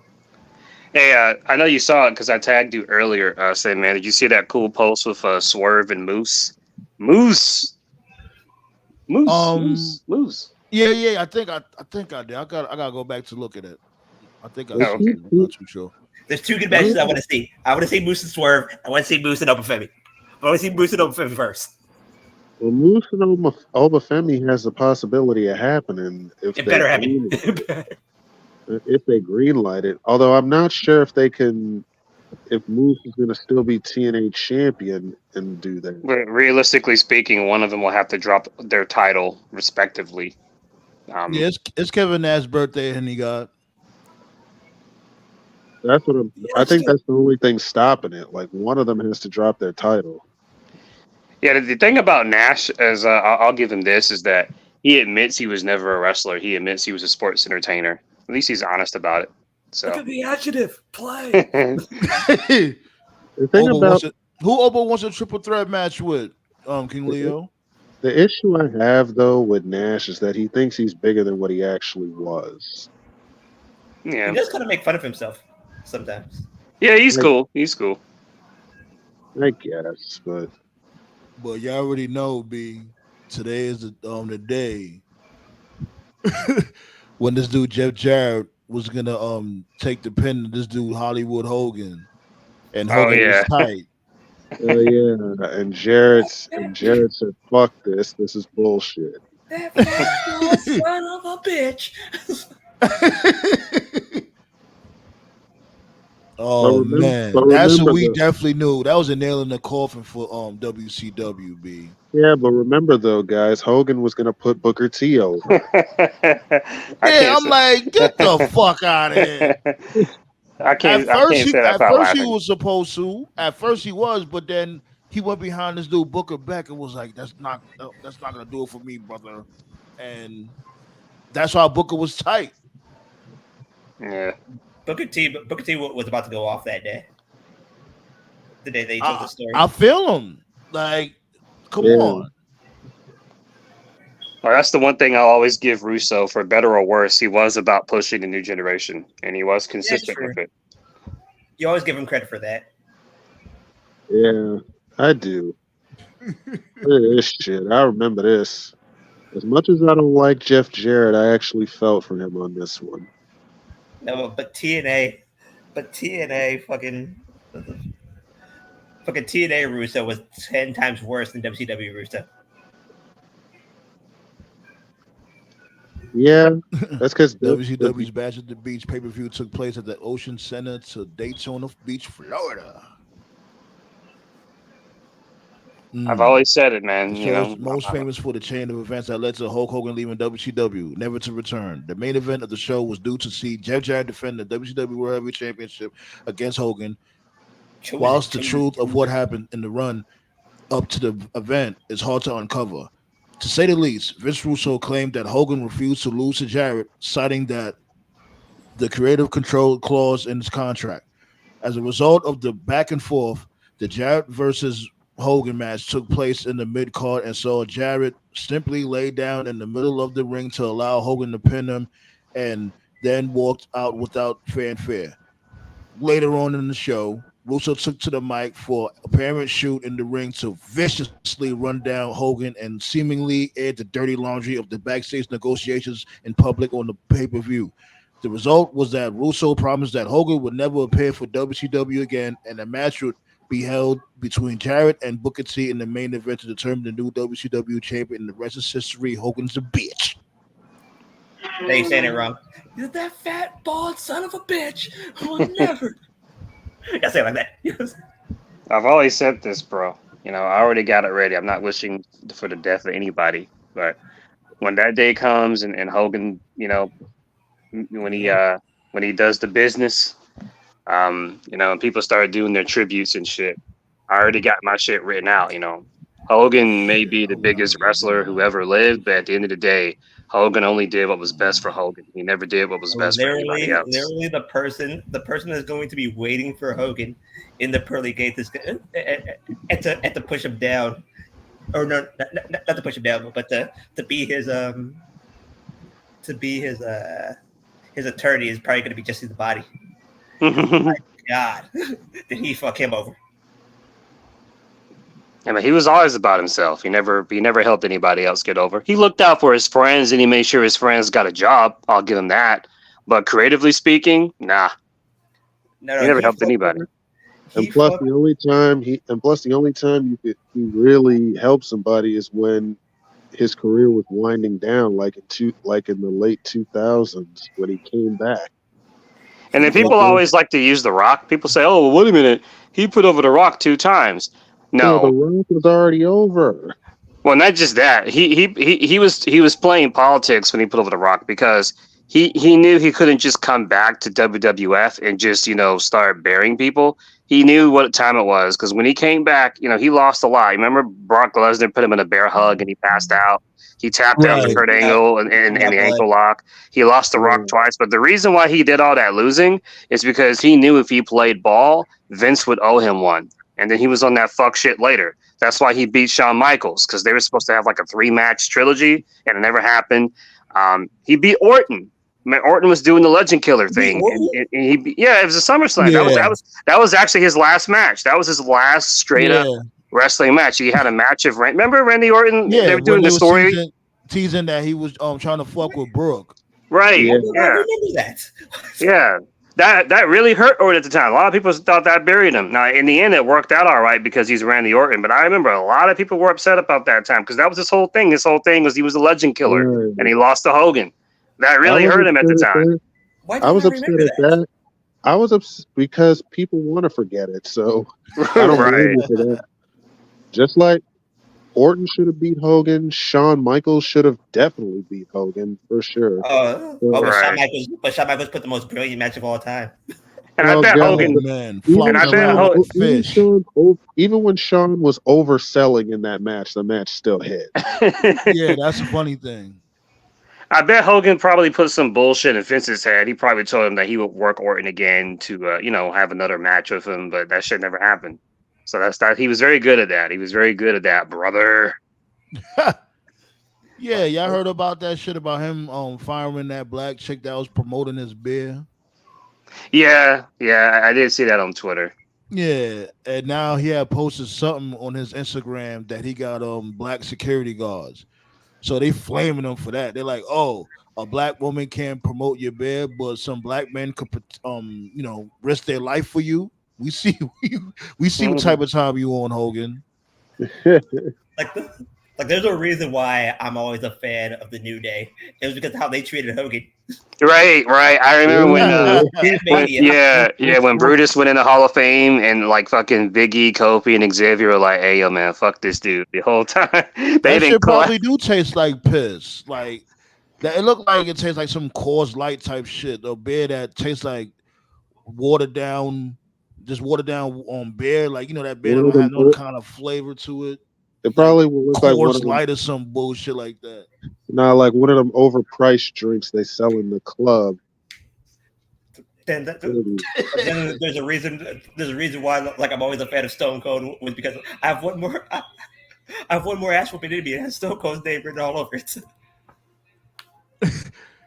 Yo, the funny thing, remember when this dude Stone Cold, didn't Stone Cold call Nelly a nigger on The Longest Yard?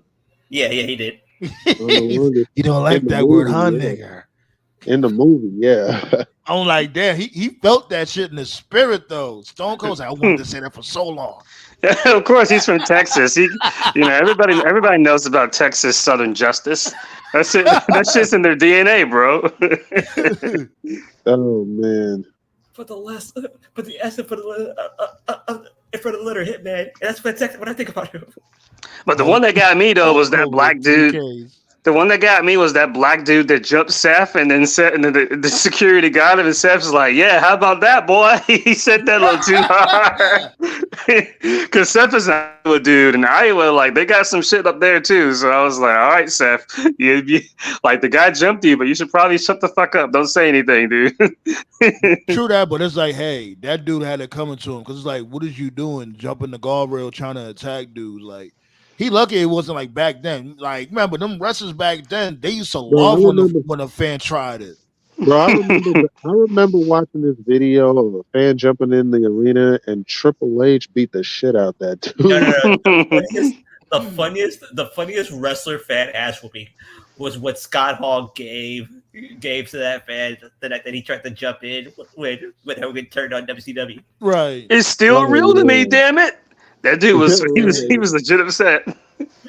Like Scott Hall gave him such a right hand. Like, Jesus. The other week, this one black dude got in MJF's face when they did the angle.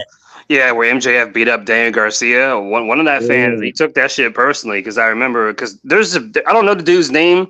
If you look at AEW, every week there's like this it's like this big black bald dude. He's light skinned. He's always there. He's the one, like, when Private Party makes their entrance, he's like the guy that, moves the little tassel thing like they're at a party. That guy, he was right next to MJF when that fan, like, got in MJF's face, and like he was about to slap him, and MJF was like, "Do it, I fucking do it." He was waiting for him, and the black dude, like, had to, like, drag MJF away, and I was like, "That's good heat." You rarely see that anymore. Right. TNA black dude's funnier. King Leo said New Day dragged the shit out of Hogan. Definitely remember that. They did. Shit. Props on them. Hogan was funnier though. No, not Hogan. Austin was funnier. And people got to remember, like, the dude never apologized. Hogan never apologized for his racist statements. All he ever did, because what happened was he went in the back. They had like because Vince invited him. Vince invited him to show up backstage to talk to the roster. And what happened was Hogan just gave it. Right, Hogan just gave a speech of, like, be careful what you say and who's recording you and stuff like that. But he never apologized for it. And I remember, like, Mark Henry at the time was like, "Oh, you cool, Hulk, you cool," and Mark lost a lot of credibility points that day. And Booker T, he wasn't about it. Booker T was like, Hogan, you cool, you was always cool with me, but, like, that was some fuck shit. And I remember, like, the New Day, to this day, they doubled down. They was like, nah, fuck Hogan. So I'll give them that. I would always give the New Day credit for that. Yeah, they was definitely on top of the business. They stuck by that shit. They was more disappointed than mad. To this day. To this day. Shit, but yeah, man, it's Kevin Nash's birthday. Be like, shit. Big sexy. This dude, Oz. Welcome to Oz. Had a hell of a career, man. Like, did he ever wrestle in Japan? Yeah, he did. Who he fought against in Japan? I don't know, but that was when WCW had their relationship with the NWO. Remember NWO Japan? So right. he went over there with Scott sometimes and worked tag matches. But I got news to report. I found the match. Oh What God. match you found? What? Wait, you found the match that you've been looking for? Yes. What match? That Gonzalez thing, right? What match? Nails vs. Giant Gonzalez at the G1. Oh, you know what? I'm about to get you out of here. I found the match. This fucking guy. He's been obsessed with this match, finding it, and now he's got it. Let me see. Yo, what? Giant Gonzalez versus Nails. What type of booger sugar was that damn promoter on? I think that was Inoki. Inoki is him, brother. That was Inoki. Yeah, it was Inoki. It was. Yeah. Like, my dude, what in anywhere in this galaxy you thought that was going to be a good idea of a match? Like at the moment in time, I think New Japan was working with WWE at that time. Yep. Oh man! You said Giant Gonzalez versus Nails. Jesus. That don't even sound interesting. The funniest thing Inoki ever did, a lot of people may have seen the clip as a meme. Inoki did this thing back in his prime where it was considered an honor for Inoki to slap you.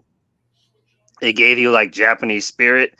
So there's like this funny segment. If you go on YouTube and just put in Inoki slap, there was like some show many years ago where he was in the ring. And it was like a legitimate line of people. Yeah, like remember I was talking about fans, that shit. Reporters, and they were like, just y'all stepping. dudes look fucking retarded. Y'all old not enough for this dude to smack the shit out you. I guarantee you, Inoki didn't do that shit to Vader. That was power. Like, you know how dumb y'all look. The funniest one with the funniest part of the clip was there was a black chick. I don't know who the fuck she was. I thought it was Miss Jackie at first, but it wasn't Miss Jackie. I don't know who this chick was. But she was wearing like sunglasses and she was wearing a hat and I'm thinking like, so when you watch it for the first time, you're thinking like, oh, Inoki's gonna go easy on her. Nope, he slapped her just as hard as he did everybody else. Oh man, bro, we need that shit. It's unfortunate that Inoki passed. We need that shit for American politicians. Imagine that. Imagine some American politician just fucking slapping everybody. Democrats, Republicans, Independents. Yo, when That'd I be so seen great. that shit, I'm like, what is going on here? Y'all all, I don't give a fuck That's how where much of a legend you all. You not slapping the shit out me. And That's then where they Dana shaking his White- hand afterwards. You But shaking that's the where man's Dana hand but White got slapping the this. shit out of you. That's where Dana White got power slap from. I guarantee Right, you, right, I guarantee exactly. you, Inoki didn't do that shit to Vader. He didn't do the shit to Psycho Sid. Oh What was gonna happen? man, Oh my goodness. I remember that goofy shit. Inokiism, brother. yeah. Oh god. I think I found it. Hold on, wait, let me see. Yeah, I think I got it right here. Like, these dudes is bogus as a bit. Yeah, you should have get a copyright strike for that. Hold up. These motherfuckers. Hold on, give me a second. Who has the video? Or like is it from like a normal content creator, or is it from? Most likely not. The channel name is Mazir 289. Okay, normal content creator. Oh man. Pull this up on a highly expensive Countrytron real quick. $20.2 billion. Watch these assholes get slapped. Like, y'all bugging.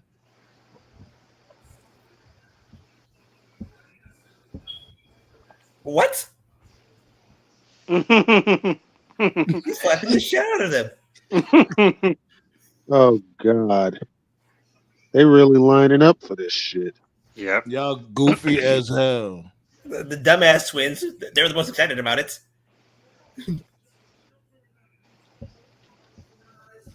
Look at the fucking line. I told you. God damn. And that's a woman too. These dudes is fucking retarded. Like, oh my god, I want to get slapped by him.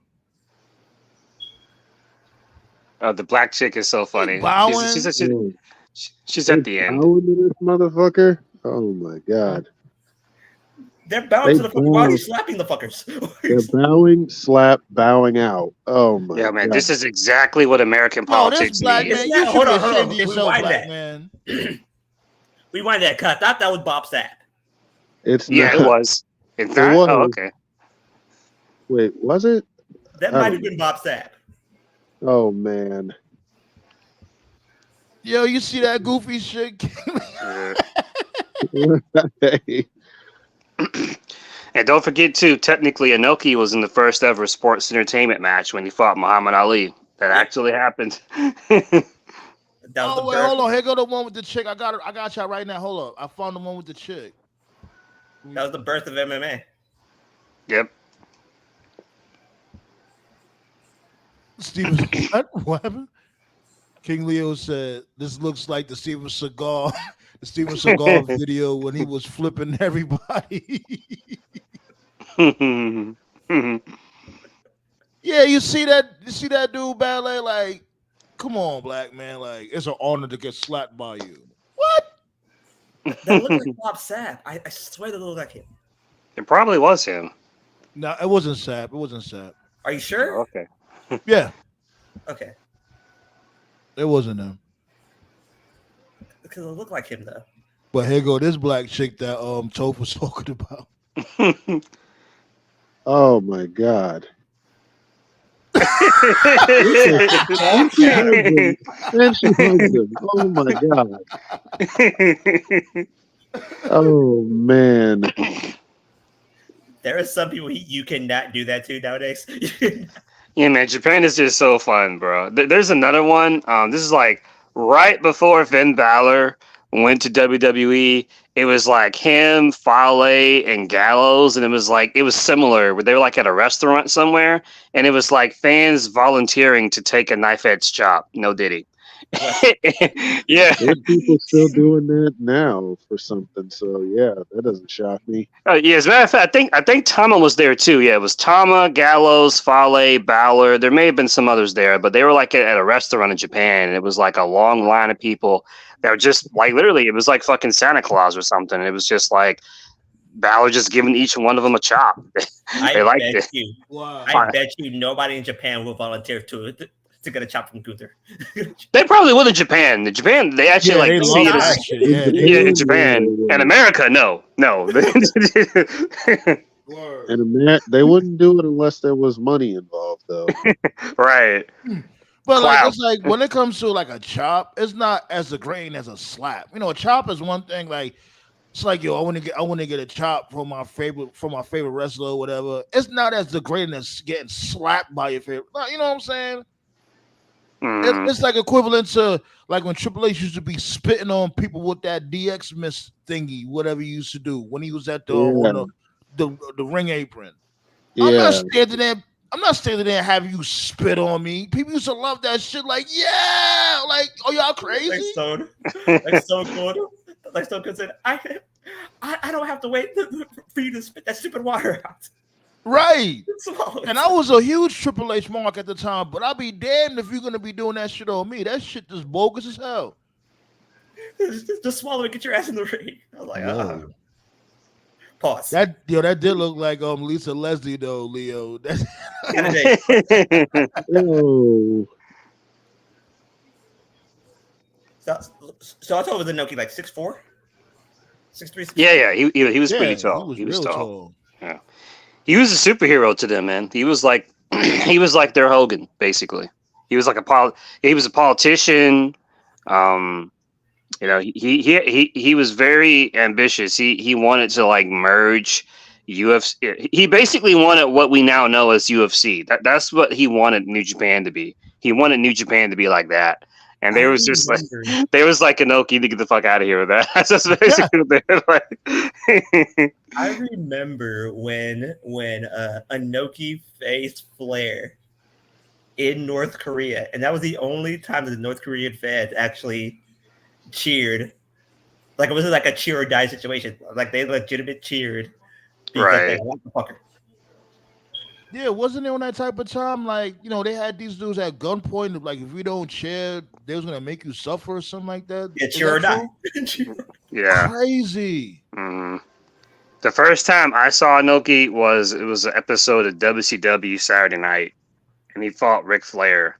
This is before Nitro, and I must have been, I don't know, like 5 or 6. I was really young, I didn't know who Inoki was, but I knew I was like, yo, wait a minute, like this guy isn't a jobber, because he was actually fighting back. He was kicking Flair, and I remember like Flair was kind of afraid of him, low key, and I was like, what? Who is this dude?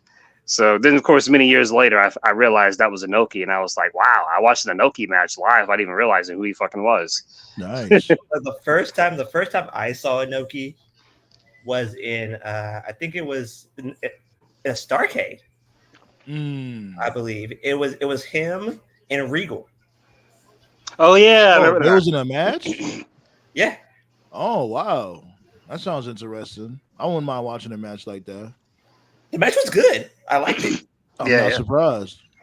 I never really grew up. I never really came up on Inoki because, like, you know, like I said, like way back around those times, like the mid '80s to like all the way up to like the mid '90s. I was a WWF guy. You know, I would watch a little WCW here and there, but like I ain't gonna lie, the first pay-per-view I really watched as a kid from WCW was I think the World War III with Hogan had won the shit. Was Hogan? Yeah, Hogan had won the shit when he went back to the yellow to red and yellow. Remember, because he was with the dark side and all the other bullshit.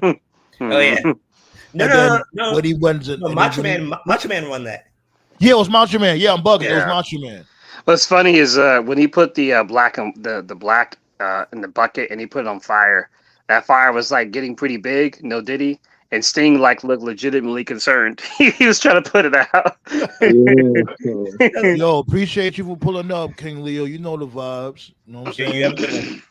Word. Yeah, I'll give Triple H this, man. My lady in there watching Golden Girls. If y'all hear some Golden Girls. Oh, nice. And the heart attached will say, thank you for being mom. I'll give she watching the boys.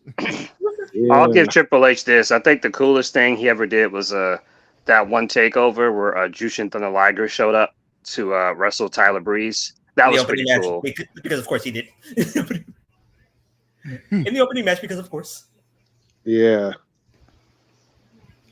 Man, another dude that could have been Tyler Breeze, man. Like each time you see Jushin Thunder Liger, he's in the opening match of every single American show.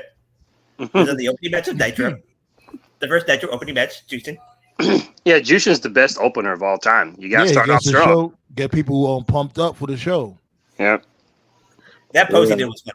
His song was iconic. Like even people who didn't know anything about New Japan or Japanese wrestlers in general, they would get hype every time they saw him. You get like a real life like anime character and turn to life. It was cool. And Jushin Thunder Liger was a beast. That pose. Speaking of, what y'all think this dude's gonna do? Speaking of masked wrestlers, this dude what's his name? Zero Neto. He keeps switching up his name. Oh, Pentagon. Pentagon, yeah, Pentagon Black or Pentagon. He's resigning. He's resigning with AEW because he's better. He'll always be Pentagon Dark to me. I'm a Lucha Mark. He always be switching this shit up.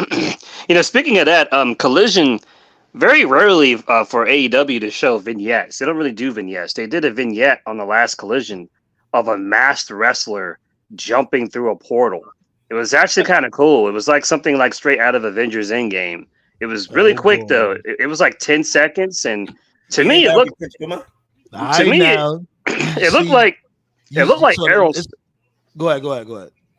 It looked like Aerostar from Lucha Underground. That's what it looked like. But people on social media were saying, "What if it's Prince Puma?" Like you just said. And I was like, "Oh man, fucking don't give me hope, please." Please. Oh man. I ain't gonna lie, like you that sounds like some new supernatural type shit, Tove. What, jumping through a portal? That is supernatural. It was weird. It caught me off guard because AEW doesn't really do vignettes like that. When I first saw it, I had to rewind because I thought it was a commercial for like some TNT show, and I was like, "Wait, no, that wasn't a TNT commercial. That was." Let me see if I can find that. Hold on, let me see. Yeah, it was really quick. You know what? if it's Prince Puma, the time portal kind of makes sense. Yeah, because he's at first there was a like a loading screen, right? Yeah, it was and the portal was like blue with like dots around. Like it was cool, but it really just caught you off guard because AEW doesn't do vignettes like at all, like ever. So it really was like, huh, okay, and that's good. Like vignettes are good because that's how you build up anticipation and hype for a new wrestler. Like they need to do more of that, but. Yeah, but it looked like Aerostar. That's what it looked like. And I like Aerostar. He's cool, but people are hoping it's Prince Puma. But last I heard, like, I don't even know who fucking owns Lucha Underground characters. Is it AAA? I don't know. If it's Triple A, if it's Triple A, then they can use it. Oh, okay. No. They work with CMLL, and if AAA is even fucking mentioned. I don't know. Oh, okay, right, yeah. They don't like each other, right? Unless he owns the rights to the name, then that's different. Most likely, Conan probably owns the right. Yeah, this dude Hangman is on extreme coke. I see. I told you, unhinged Hangman may be the best Hangman. Yeah, him and Drew are like basically on the same type of like fuck everybody energy right now. So I mean, Hangman has a legitimate right to be mad. I mean, think about it. Dude breaks into your house, threatens your family. Now all of a sudden he's the world champion and fans are cheering him. Right. And you cheer him. Yeah, you're right. Yeah, it's like Daniel Bryan said all those years ago. Fans are fickle. So this dude Christian Cage, he a good guy now? No, he's a. It's weird, but I kind of like it. So like low key, they're actually like doing like there's like a lot of people gunning for the trios titles like at the same time. So Jay White and the Bullet Club Gold, they're the trios champions, right? But Christian, his group, they want the trios belts, and so he screwed over Jay White in the match against Hangman on Collision, setting up that matchup. Right. Hangman. So, but it's interesting though because Christian's group is a heel. No, they're heels, but Bullet Club Gold, like they're not like faces either. So it's like a heel versus heel feud. So like while that's going on, you got Joe, Hook, and Shibata, aka Team 106. I said Team 106. Yeah, 106. Yeah, 106 Park. Yeah, so like they're also building up wins, and they're also like going after the trios belts. And then also you had the House of Black, because the House of Black, they faced Christian's group, but then Christian took out Buddy because now we know it was because Buddy was getting married. Congratulations, Buddy. I can't do the Buddy Matthews like you do, so I'm gonna try. So you got that game. Oh yeah, it's been a minute. Let me clear my throat. Man, Buddy Matthews is living out every fan's dream right now. He went in life. Buddy Matthews. Buddy Matthews went in life. He really is. He married Rhea Ripley, you bums. Man. But yeah, they got a lot of contenders for them trios titles, though, for real. I always like heel versus heel. Sometimes it doesn't work. I don't mind it every now and then. So, but yeah. Well, like I would say these dudes, Bullet Club Gold, they're more like a tweener type team. I don't think they're good or bad. They just, yeah. Tweeners. I want to consider them full-fledged heel, like how the Patriarch is. Mm-hmm. Yeah, that's fair. That's why it was a little interesting. I'm like, it's like Christian is working like a face now.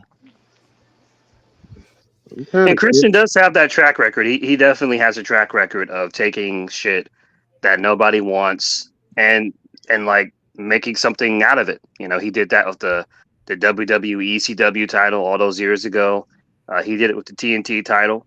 I'm absolutely certain that he could do something with the trios belts. So I'll give him respect. He's very, very consistent at taking something that fans don't give a shit about, and then like okay, that's why he's the GOAT, man. That's why Christian's like so fucking good, because it's like he goes out of his way to like do feuds that like nobody fucking asked for or no one thinks about, and he's like, how can I make this good? Like he's so good at that consistently, you know, and he never really gets the credit for it. So yeah, He gives it there. He cares. He wants shit to be better.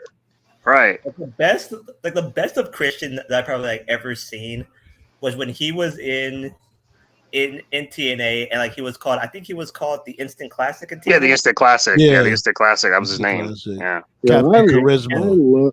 I love that nickname. I'm not gonna lie. He cooked in TNA. TNA, that was like his best run of his whole career.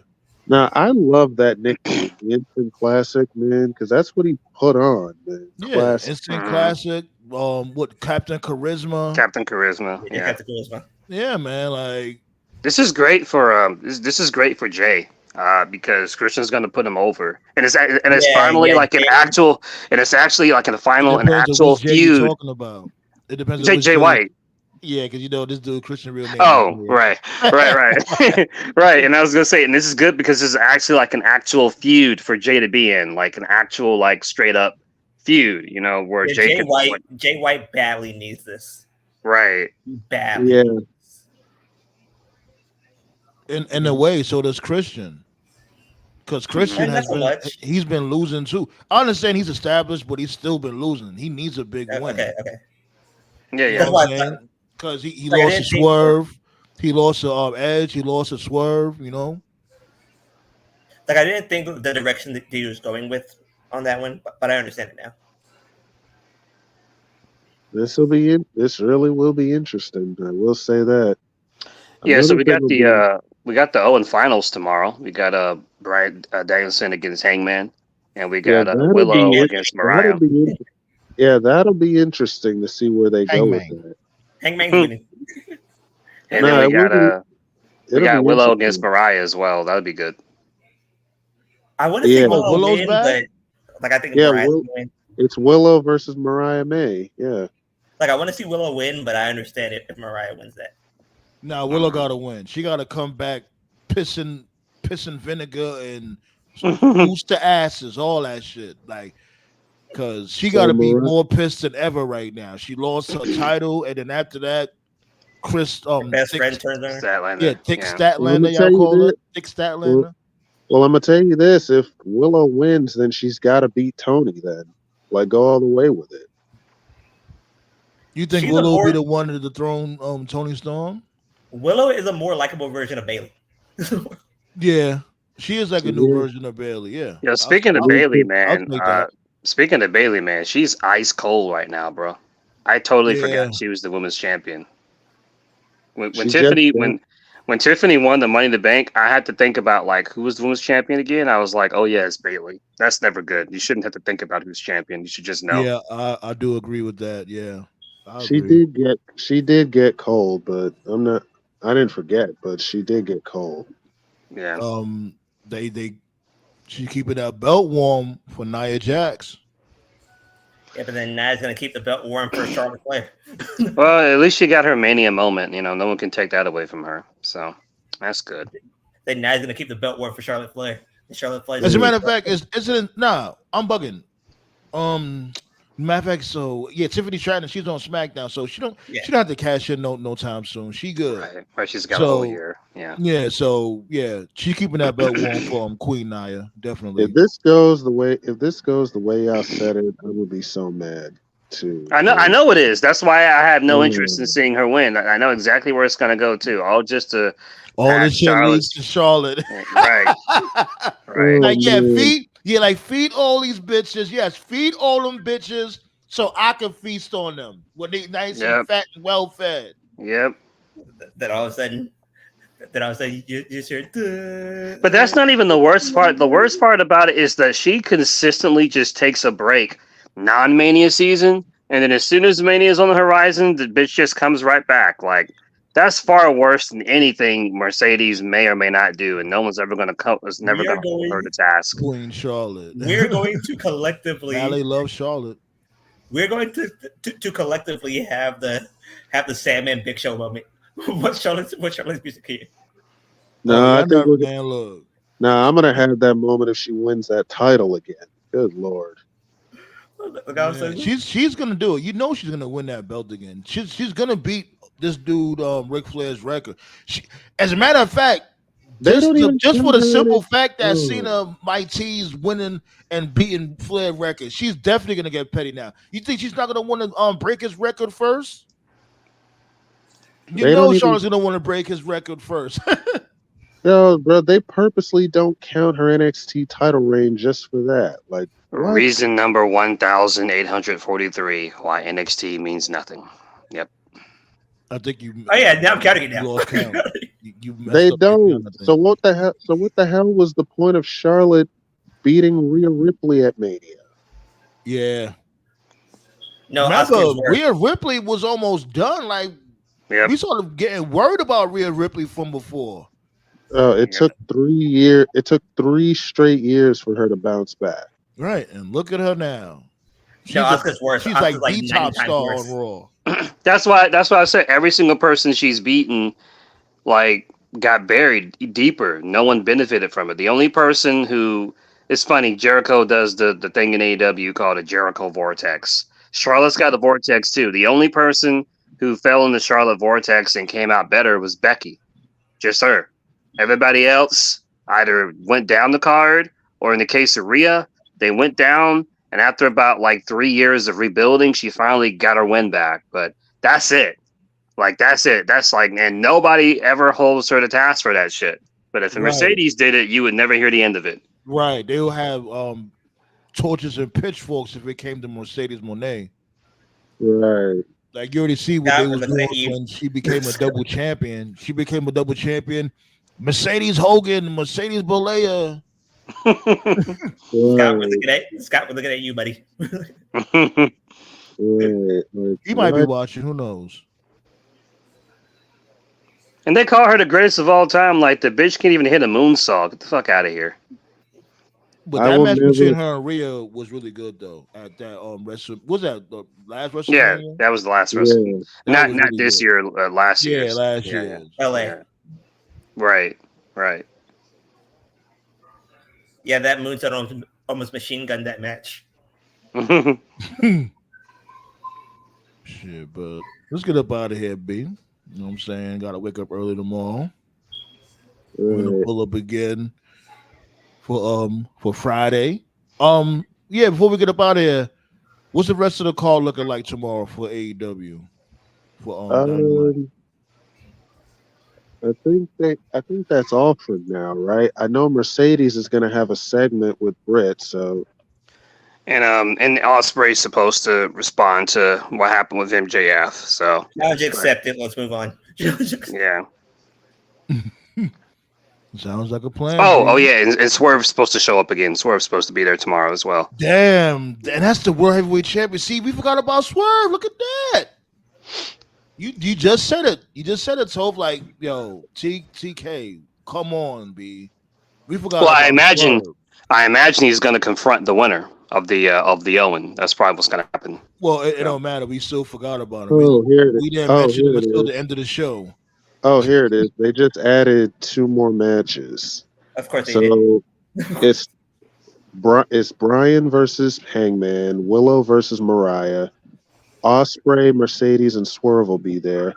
They got a 4-way between Pac, Kyle Fletcher, Claudio, and what's the big appeal about Kyle Fletcher? Like, what the? He's just a young prospect. That's all. You know, every company has guys like that. Just a young prospect. I guess. You know.